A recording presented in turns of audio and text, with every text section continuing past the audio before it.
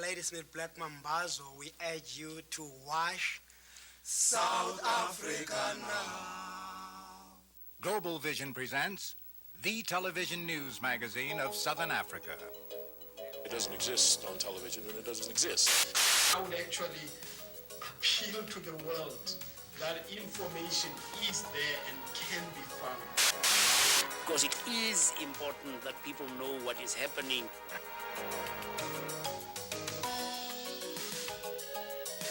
This week, South Africa Now reports these stories. As Congress debates millions in renewed covert funding to Contra-like rebels in Angola, we have new footage of private American initiatives to cope with the horrors of a continuing war. We, as a U.S. company, are trying to promote trade with the United States and Angola through the United States-Angolan Chamber of Commerce, and yet our own government is using its vast resources to undermine the current government and sow destruction. New funerals in South Africa as more victims of political violence are put to rest. We have an analysis of what's behind the killings. They've called it an ethnic conflict without necessarily analyzing the deeper meaning of the war and the socio-economic reasons for the war. Somebody cry, why, war? And in our culture segment, we feature Ladysmith Black Mambazo. You heard them on Graceland. Now hear their distinctive a cappella sound.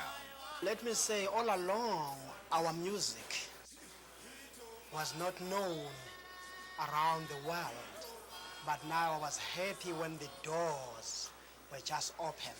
Strong wind, strong wind, strong wind,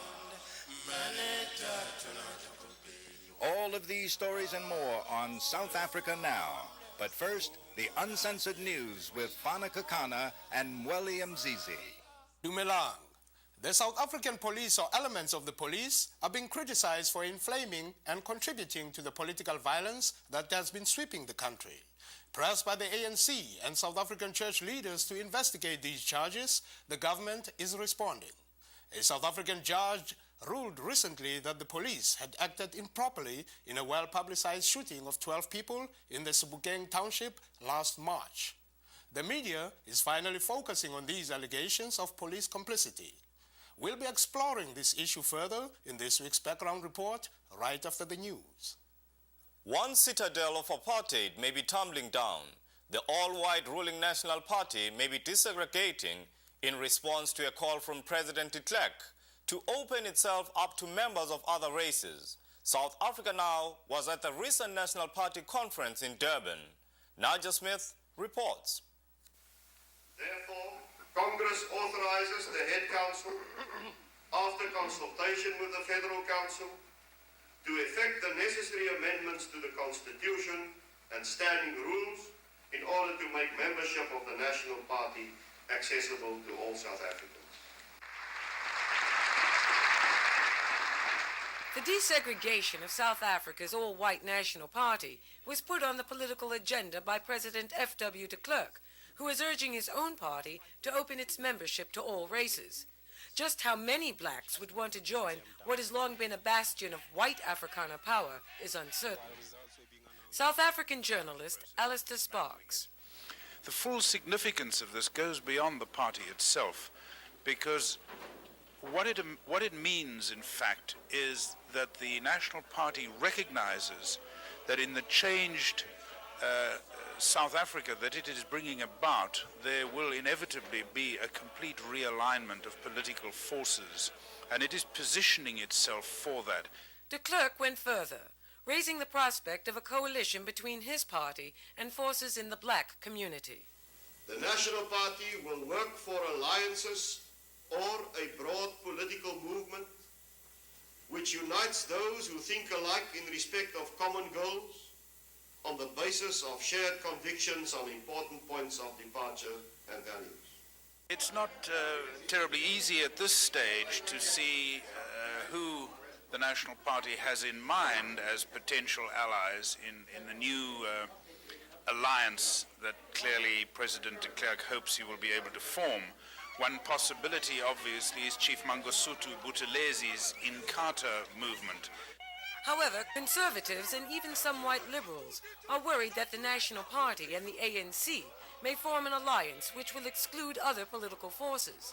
On the other hand, white rule in South Africa has always depended on a divide-and-conquer strategy, and it is not clear that the National Party has abandoned this policy yet. Perhaps we'll know more when President de Klerk visits the United States on September 24th. This is Nadja Smith for South Africa Now. A couple of weeks ago, we reported that South Africa had been one of the countries that had sold arms covertly to Iraq. Now the South African Broadcasting Corporation has picked up the story, noting that Iraq may be turning to Pretoria for continued secret military help. Here's how they explain the issue to the people in South Africa. In the mid-1970s, the international arms embargo against South Africa prompted the country to develop its own weapons. That development has mushroomed into a very successful industry that not only satisfies South Africa's own needs, but also supplies the international market. The extent of South Africa's involvement in this field is largely a matter of conjecture, since Pretoria's Armaments Corporation, known as Armscor, has a firm policy of not divulging who its clients are. As far as the Gulf crisis is concerned, it's something of an open secret in the media that South Africa has in the past supplied weapons to Iraq. The G5 Howitzer, which is considered something of a world beater in its class, has been named in this regard. And there are others worthy of export. This attack helicopter, called the Red Falcon, was unveiled earlier this year to great acclaim. And in fact, this week, Armscor introduced to the public its latest cannon, the laser-operated ZT-3 anti-tank missile system. Thoroughly tested in a war situation in the past 3 years, the ZT-3 can be fitted to infantry combat vehicles or to the Red Falcon itself. This weapon is believed to have destroyed 90 Soviet tanks in the Angolan conflict. South Africa is undeniably endowed with the technical expertise and determination to provide weapons that are the best in the world. According to press reports, Saddam Hussein is likely to have approached this country with a very long shopping list. Rand University academic Cobus Naude agrees. I think that we know from press reports that South Africa has been selling weaponry. South Africa has always remained silent as to who exactly the customers are. And of course, I think Saddam would like to have the necessary weaponry to conduct a war. But I think in general terms, Saddam at the moment is trying his level best to avoid war. South Africa remains tight-lipped about its international arms dealings, and reports about its exact role in the Gulf crisis remain nothing but speculation. This is Anton Enus in Johannesburg, South Africa. I'm Joseph Dishaw with Frontline Focus. The Zambian people seem to be following in the footsteps of other frontline states as thousands march through Lusaka, calling for a return to multi-party politics. Organized by the Movement for Multi-Party Democracy, MMD, the protest is meeting with a positive response from Zambian President Kenneth Kaunda, who's now on record as willing to move to a multi-party system. And in other news, Angola's future will be affected by the outcome of a congressional debate slated to start on September 12th concerning future CIA military aid to Angola's rebels. While Congress discusses more arms, some American businessmen are looking into investment opportunities and ways to help Angola recover from the ravages of war. They formed the United States Angola Chamber of Commerce. We spoke to its president, Michael Kennedy, who traveled to Angola with his mother, Ethel. Well, we see Angola as having great potential. It used to have a huge coffee growing capability, cattle, obviously oil, minerals, and it could in fact be an engine of growth for the rest of Central and Sub-Saharan Africa. In his trips to Angola to discuss economic planning with government ministers, Kennedy also witnessed the human devastation in the countryside. Here, the Red Cross estimates over 1 million will face starvation as a result of a drought and the ongoing civil war. I remember one hospital A lot of the victims there were victims of the war, amputees. They had no antibiotics, no painkillers, small children, women.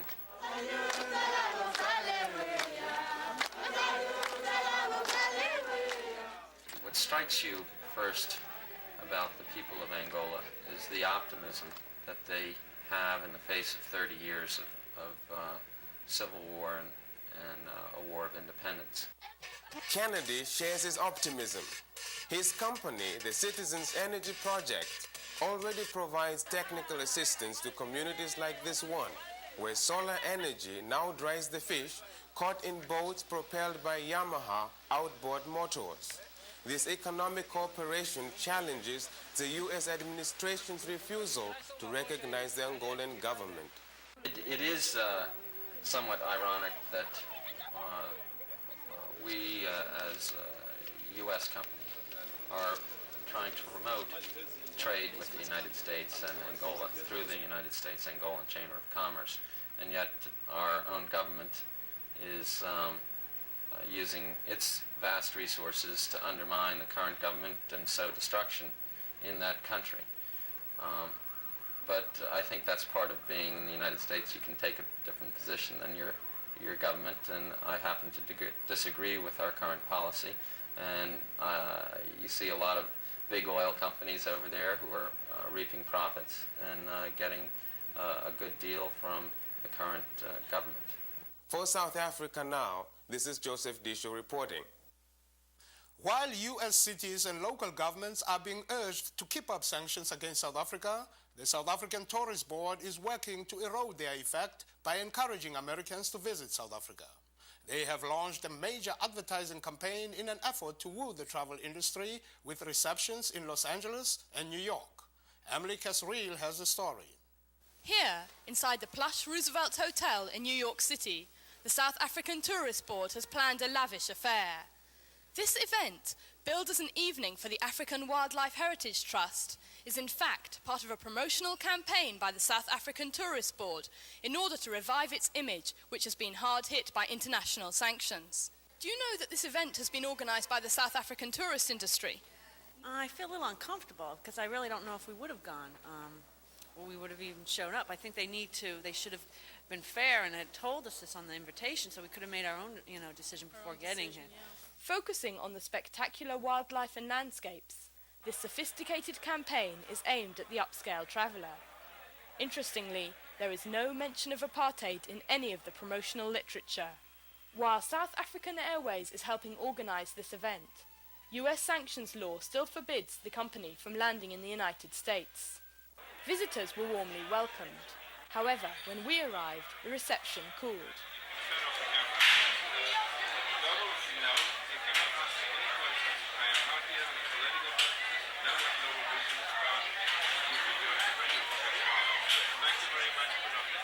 Can I ask you why we're not able to cover?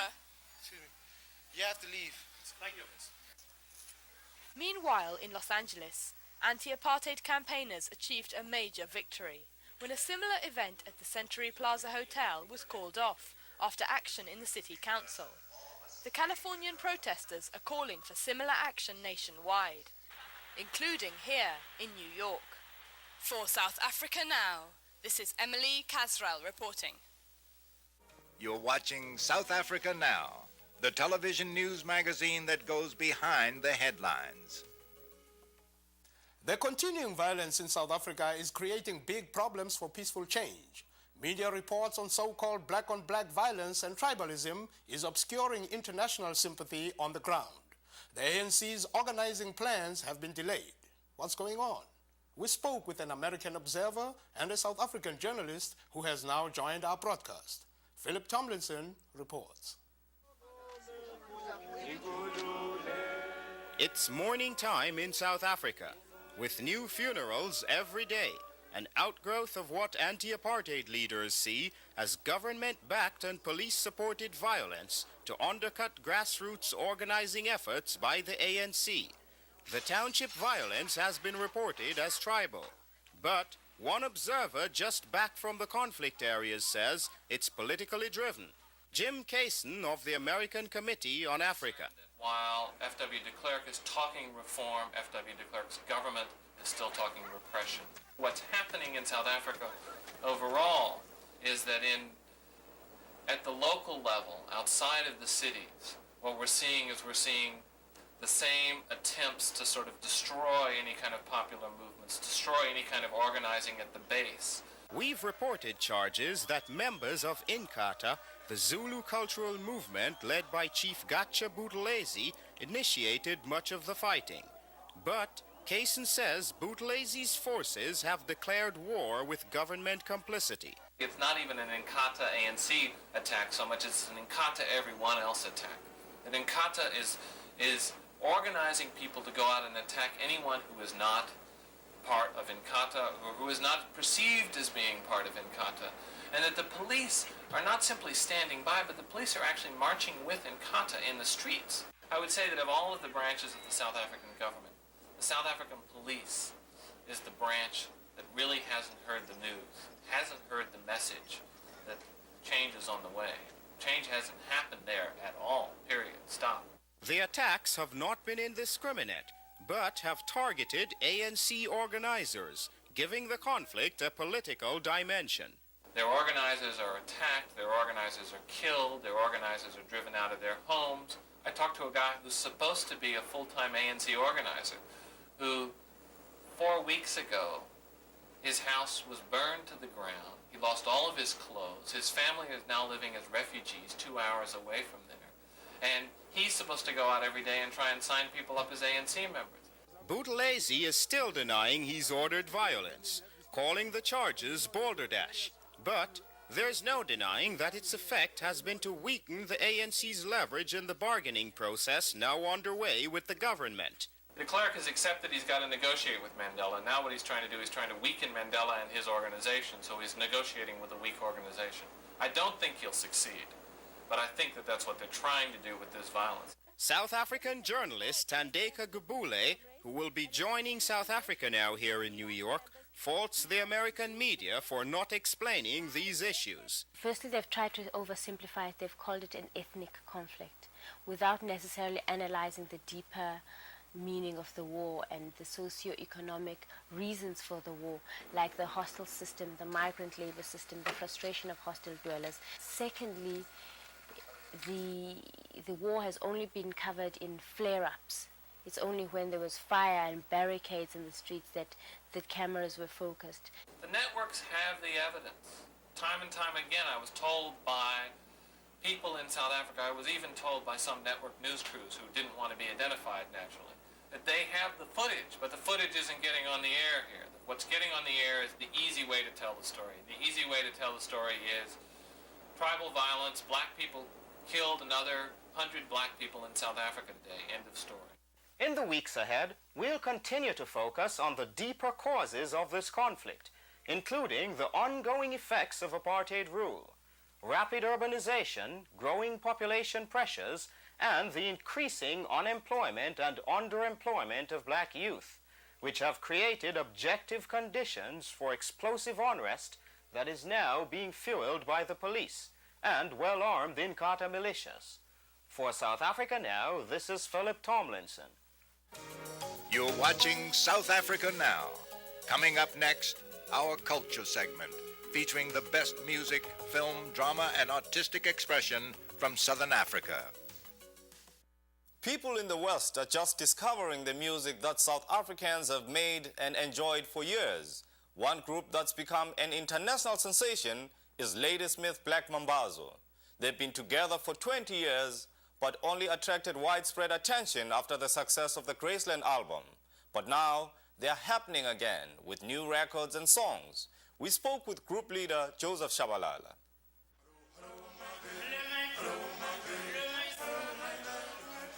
This is the unique sound of Ladysmith Black Mambazo, first introduced to American audiences on Paul Simon's Graceland album. The group has been together since the 60s, spreading their urban a cappella sound known as isicathamiya. South Africa Now recently spoke with the group's founder and lead singer, Joseph Shabalala, about the group's past, present, and future. Ladysmith Black Mambazo originated in Ladysmith, as you hear the name Ladysmith. Ladysmith is the name of the town. And then Mambazo is a chopping axe. I named the group to wish them pave the way with their voices. The word black in the group's name is a tribute to the strength of the powerful black oxen that worked the farms in the town of Ladysmith. And it was the fans of Ladysmith Black Mambazo who named the music Inkatha, which means to step lightly, to walk on the ground on tiptoes.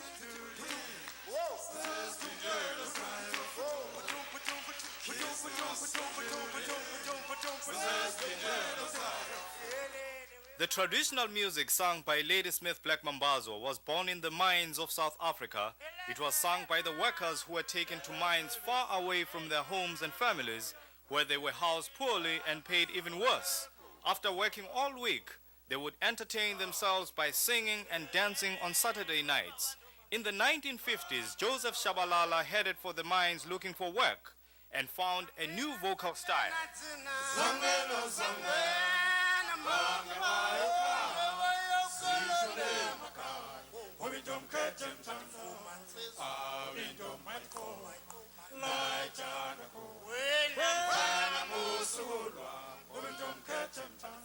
That was the first time where the men left their family and go to the mines and factories in different places. And then now when they remember home, they began to come together and compose song and sing without the ladies, because all the time at home we sang together with girls, young men, old women and old men, but now we were alone.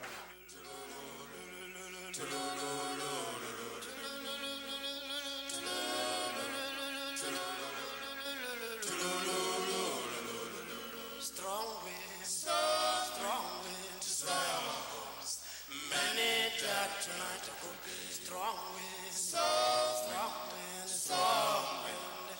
Many died tonight could be you and me. Homeless, homeless, we are homeless, we are homeless. Success in Africa began to come to Ladysmith Black Mambazo in the early 1970s, and in 1985 they received a phone call from Paul Simon, and the word Graceland would become a permanent part of their vocabulary. The 1987 World Tour introduced the singers to new people and brought the group international fame. Our Father, we are asking for peace in the world. Our Father, our Father. From the township through the world, now I'm here in America. To me, it's something like amazing. Even my people were amazing about it. Said, whoa, Black Mambazo spread the culture all over the world.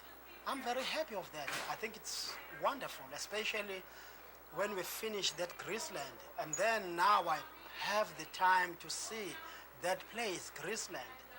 And I saw many things there, the aeroplanes for that guy, Elvis Presley, his buses, his special cars, and his house, golden disc. Oh, that was amazing. Ladysmith Black Mambazo was in America when Nelson Mandela was released. Although thousands of miles away, the historic moment was for them a dream come true. When we look at him coming out from jail, it was like the heaven is open or earthquake in the world. It was wonderful. Here for them going, come along, to kiss me. Here for them going, don't you kiss me, nice, nice. Here for them going, don't you kiss me, nice, nice. Here for them going, come along, come along, come along. With a watchful eye and an open ear to the rhythms and harmonies they encounter as they travel, Ladysmith Black Mambazo is excited about the future. Let me say, all along, our music was not known around the world. But now I was happy when the doors were just open for our music, because I think we've got a very unique music, but nobody knows about it. But now I'm very happy because now the doors is open. I think this is the only way to spread the culture and its tradition all over the world. Love your neighbor as you love yourself.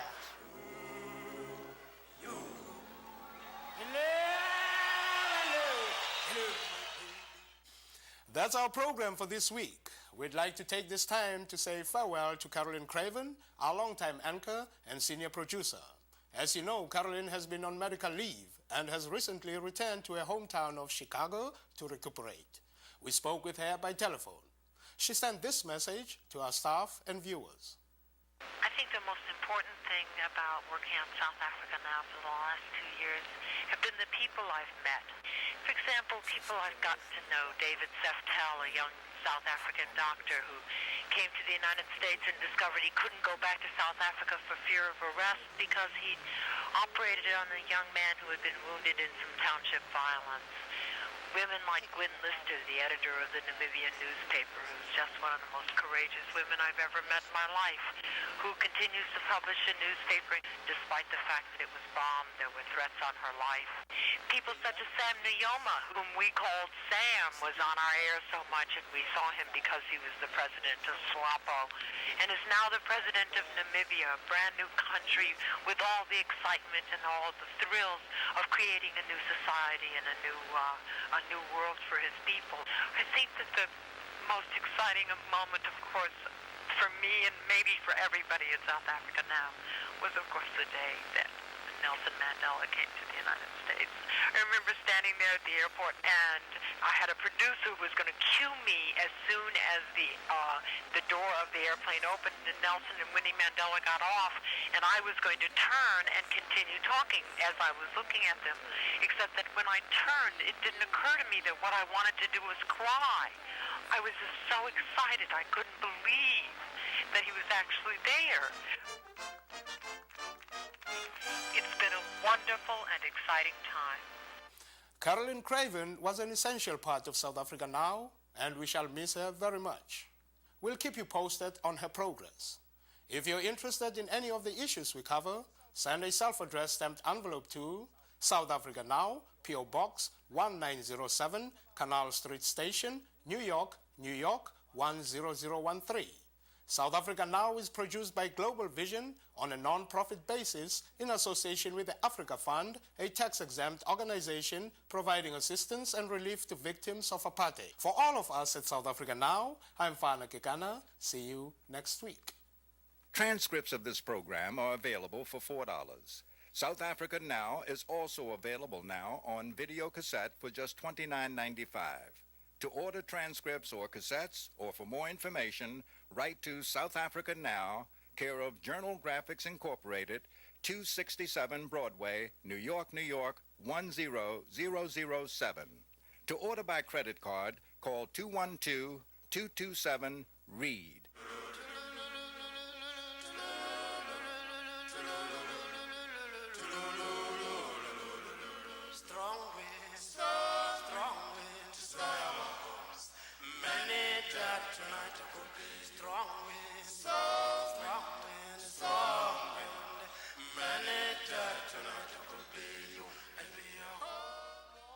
South Africa Now is also supported by public television viewers like you.